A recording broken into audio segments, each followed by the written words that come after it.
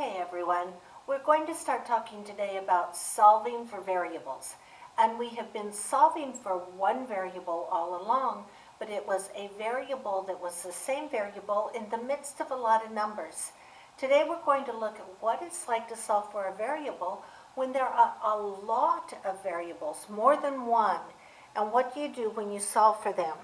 So, the first things I would say is when you are solving for a variable among other variables is treat all the other variables as though they were nothing but numbers and apply the same principles to those that you do to solving equations of numbers. So let's look at some first. If we have A is equal to G times M times B, and we want to solve for B. That means this letter B is the one that we want to isolate. So what are you going to do? Well, these are all multiplication, just like in numbers. So if this is multiplication, you are going to divide by the variables that are not the one that you're solving for. Now, as you see, when we do that, G divided by G is 1, M divided by M is 1, and you're left with B times 1, which is B, is equal to A divided by G times M, or you can flip this in reflexive and write it as B is equal to A divided by G M. Okay? So it's not as hard to solve for a variable as you might think. Let's look at another case. I have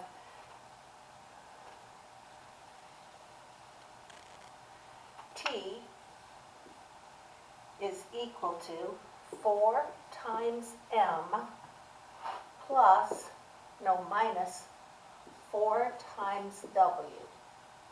And we're going to solve this one for M, okay?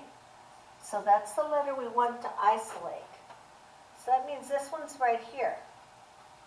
Well, just like when you were solving equations and you had your variable with numbers added or subtracted to it, you either you undid that, you're going to do the same thing here. So we're going to add 4W, since negative 4W plus 4W is equal to 0. And we will also subtract the 4W over here.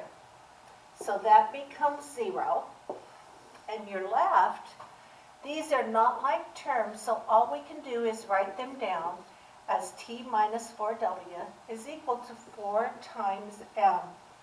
And just like in the multiplication before, you undo it with division, and you do the same over here.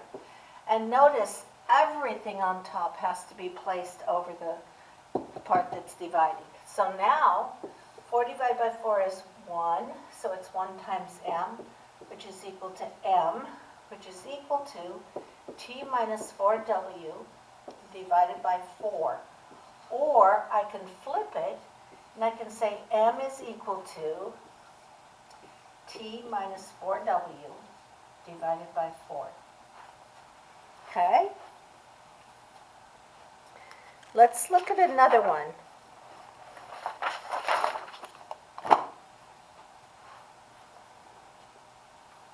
We're going to do 2 more of these.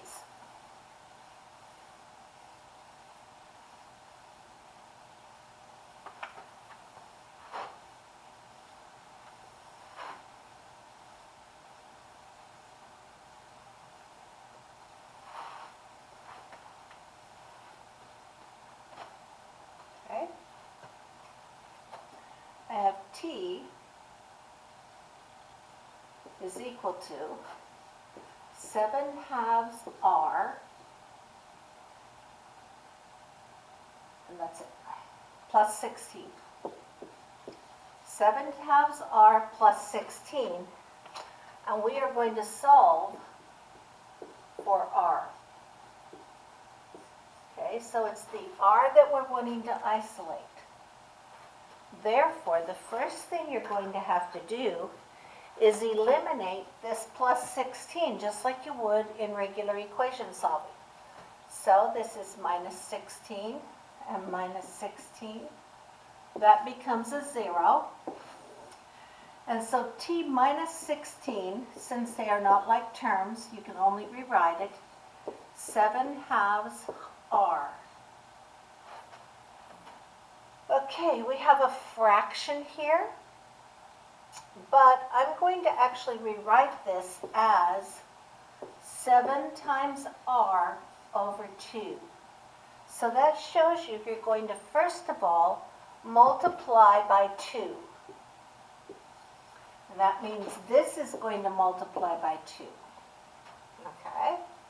So if I want, I can go 2t minus 32 is equal to 7r, because this cancels. Now I've got 7 times r, so divide by 7, and again the whole thing has to be divided by 7. 7 divided by 7 is 1, leaving you with 2t minus 32 over 7 is equal to r. Okay? We're going to do one more of these, but I think I'm going to need more room. So let's erase this first.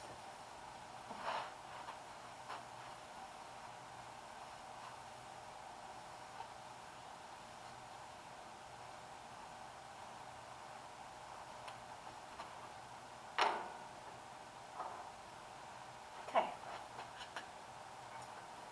This one is 1 over a is equal to 1 over b plus 1 over c. Okay? So, in this case, you have 3 different variables, and they're all in the denominator.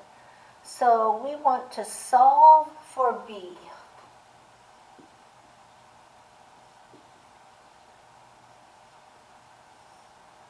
Okay, so my first thing I want to do is I want to choose a common denominator here, okay? And my common denominator, my lowest one, is made up of a times b times c, because none of those are the same, so you have to have all 3 of them included. So I'm going to multiply everything here times that. So a times b times c times 1 over a equals a times b times c times 1 over b plus 1 over c. And then I'm going to distribute this.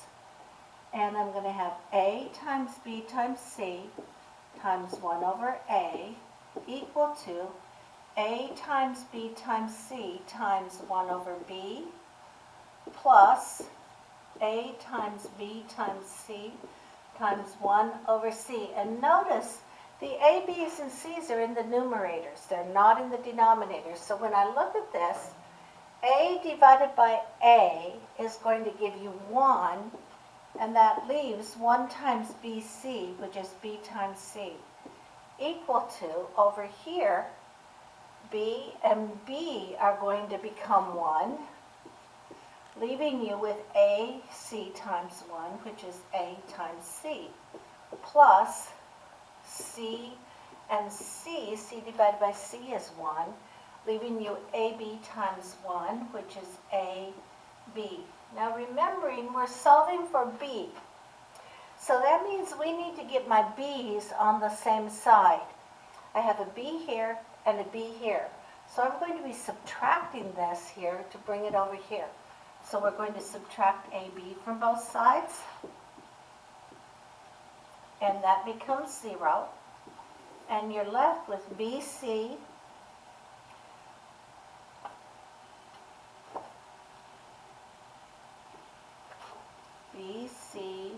minus ab is equal to ac. Now we're going to do a backwards distribution. You see you have a b here and a b here, which means I can pull my b out and I can turn this into b times C minus A. Just like you do in distribution. B times C is BC. B times A is minus AB or minus BA. It's the same thing. So we pulled that out, and now we have B times a factor. So to undo this, we are now going to divide both sides by C minus A. And this is going to be 1, leaving you B times 1, which is B is equal to A times C over C minus A. So we have solved that one for B. And as you see, that one's a little more complex, takes a little more time, is a little bit harder to do, and yet it's a very good problem because it pulls together a lot of stuff that you've learned through the lessons up to this point, and hopefully things that you've known before. So there is your solving for variables. 11:16. Let's